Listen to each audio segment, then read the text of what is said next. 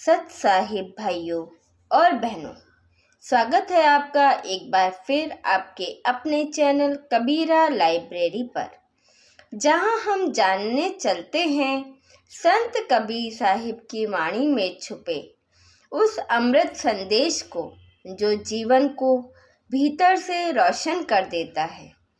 आज का विषय है रूप 14।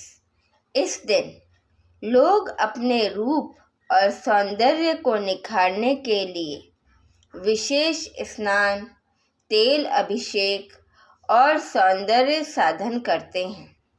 हर कोई चाहता है कि वह बाहर से सुंदर दिखे, परंतु क्या कभी हमने सोचा है कि असली सुंदरता कहाँ है? क्या वह केवल चेहरे में है या मन में भी कुछ चमक होनी चाहिए?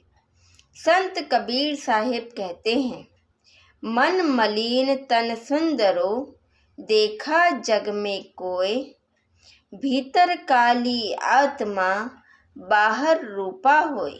अर्थात अगर मन मैला है तो तन का सौंदर्य व्यर्थ है।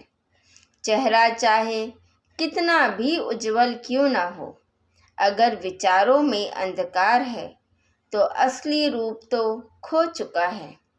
रूप 14 हमें यही सिखाती है कि जैसे हम अपने शरीर की सफाई करते हैं, वैसे ही हमें अपने मन और आत्मा की भी सफाई करनी चाहिए।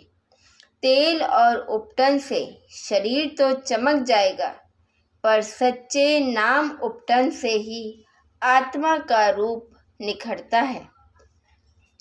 कबीर साहिब कहते हैं, काया भीतर ज्योत है, मन दर्पण रखू साफ, मलिन होए सो मनु, ना देखे आत्मा आप।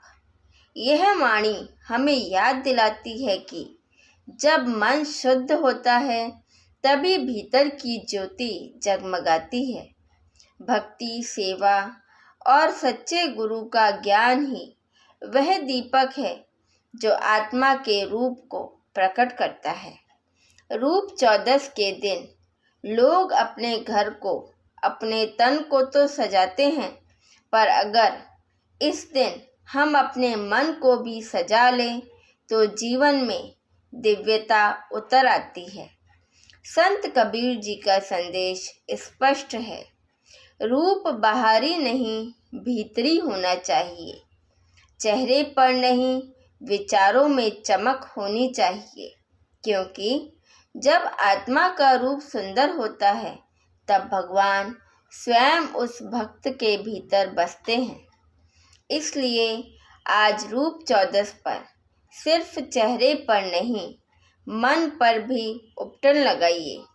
ईर्ष्या, घृणा, क्रोध और अहंकार को धो डालिए और प्रेम, नम्रता और भक्ति का लेप कीजिए। यही सच्ची रूप 14 की साधना है। कबीर साहिब का संदेश यही है, जो भीतर से सुंदर है वही सच्चा रूपवान है।